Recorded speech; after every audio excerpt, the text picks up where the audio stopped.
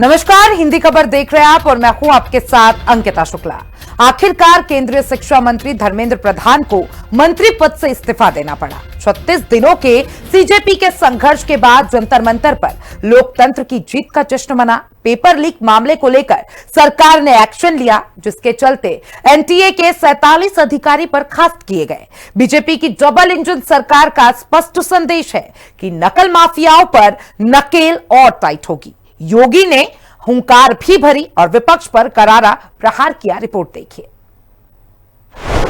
मुख्यमंत्री योगी ने भरी हुंकार, विपक्ष पर किया कड़ा प्रहार। नकल माफिया सपा कांग्रेस की विरासत, एनटीए पर एक्शन, 47 अधिकारी बर्खास्त। अब शिक्षा मंत्री नहीं प्रधान, क्या थमेगा सियासी संग्राम? सड़क से लेकर संसद तक जो सियासी बवंडर उठा, वो केंद्रीय शिक्षा मंत्री धर्मेंद्र प्रधान की कुर्सी ले उड़ा। केंद्रीय शिक्षा मंत्री धर्मेंद्र प्रधान के इस्तीफे के बाद सीजेपी कार्यकर्ताओं से लेकर तमाम प्रदर्शनकारी छात्रों में जोश हाई है, लेकिन असल जीत नकल माफियाओं पर कसा जाने वाला शिकंजा होगा।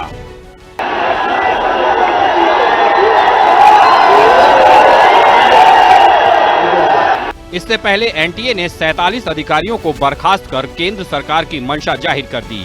इसी मंशा को पाले हैं यूपी के मुखिया योगी आदित्यनाथ। जी हां, मुख्यमंत्री योगी आदित्यनाथ ने नकल माफियाओं को लेकर विपक्ष पर निशाना साधा।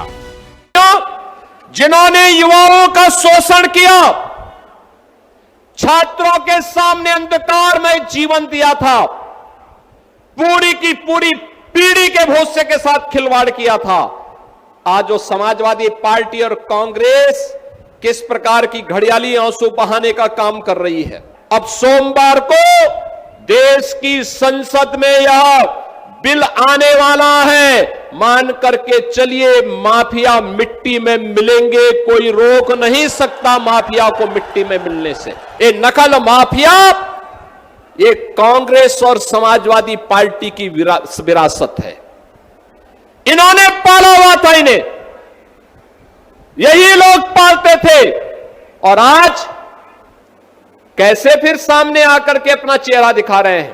प्रधानमंत्री जी ने जो घोषणा की है, छात्रों के भविष्य के साथ खिलवाड़ करने की जिसने भी दुस्साहस किया, उसके खिलाफ जितनी सख्त कार्रवाई होगी। लेकिन अब सबसे बड़ा सवाल ये है कि क्या केंद्र सरकार छात्रों की मांग के आगे झुक गई है? क्या ये आंदोलन यहीं खत्म हो जाएगा? पेपर लीक को लेकर क्या सख्त कदम उठाए जाएंगे? क्योंकि अभी भी सियासी संग्राम तेज है।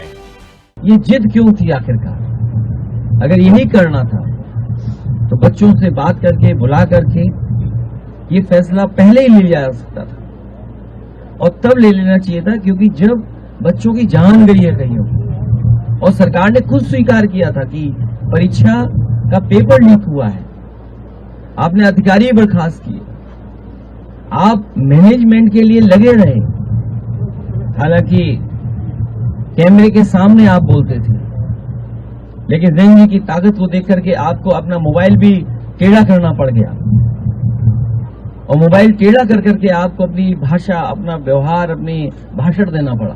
ये निश्चित तौर से हमारे नेता आदरणीय राहुल गांधी जी की जीत है, हमारे नौजवान साथियों की जीत है, जो लगातार बात को उठा रहे हैं, और उनको पूरी ताकत दिया हमारे नेता राहुल जी ने, कांग्रेस पार्टी ने, और सभी हमारे साथी जितने कांग्रेस के एक कार्यकर्ता जिन्होंने मजबूती के साथ ये बात उठाई कि धर्मेंद्र प्रधान का इस्तीफा होना चाहिए, बर्खास्त करिए। और आम जनमानस, आम देशवासी जो आज निश्चित तौर से इस बात को उठा रहा था, और आज ये जीत आम देशवासियों की भी है, नौजवानों की भी है। बहुत खुशी की बात है, आप लोगों का संघर्ष रंग लाया, धर्मेंद्र प्रधान को अल्टीमेटली इस्तीफा देना पड़ा। ये पूरी डेमोक्रेसी की बहुत बड़ी जीत है। हमारे देश में लोगों का जनतंत्र से भरोसा ही उठ गया था। लोगों को लगने लगा था कि सरकारें सुनती नहीं है, जनता सरकारों के सामने चिल्लाती रहती थी, गिड़गिड़ाती रहती थी, हर चीज के लिए हम सरकार को हाथ जोड़ते रहते थे, पैर पकड़ते, सरकारें कभी सुनती नहीं थी। इतना बड़ा संघर्ष हुआ और अल्टीमेटली सरकार के अहंकार को झुकना पड़ा, जनता के सामने झुकना पड़ा। ये बहुत बड़ी जीत है, पूरे जनतंत्र की जीत है, डेमोक्रेसी की जीत है, और सरकार को भी अब समझ लेना चाहिए कि आपको जनता की सुननी पड़ेगी। ये डेमोक्रेसी है, democracy is by the people, of the people, for the people. जाहिर है कि डबल इंजन सरकार नकल माफियाओं पर नकेल कसना चाहती है, और पहले कसा भी है। लेकिन सवाल वही है कि पेपर लीक पर कड़ा कानून कब तक छात्रों के भविष्य से जुड़ा ये मुद्दा सियासी रंग अख्तियार करता रहेगा, आखिर कब तक। स्पेशल रिपोर्ट, हिंदी खबर।